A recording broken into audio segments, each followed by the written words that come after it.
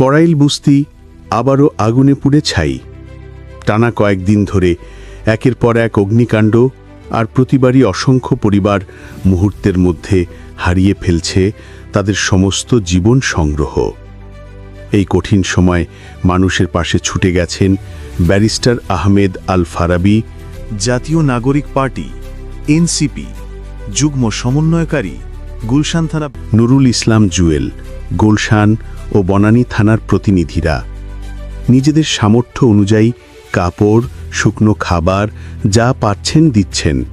কিন্তু সত্যি বলতে গেলে এটা যথেষ্ট নয়, কারণ করাইলের এই আগুন কোনো একদিনের সমস্যা নয়। এটি বারবার ফিরে আসা এক নির্মম বাস্তবতা। বাসিন্দারা বলছেন, সময় মতো সঠিক ব্যবস্থা নিলে ক্ষয়ক্ষতি কম হতো। তাই এমন ঘন বসতিপূর্ণ এলাকায় একটি স্থায়ী ফায়ার ট্রাক থাকা এখন অত্যন্ত জরুরি।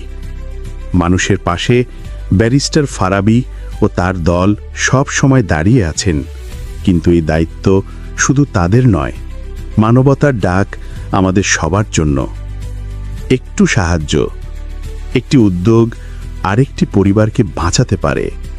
মানুষের জন্য এগিয়ে আসুন।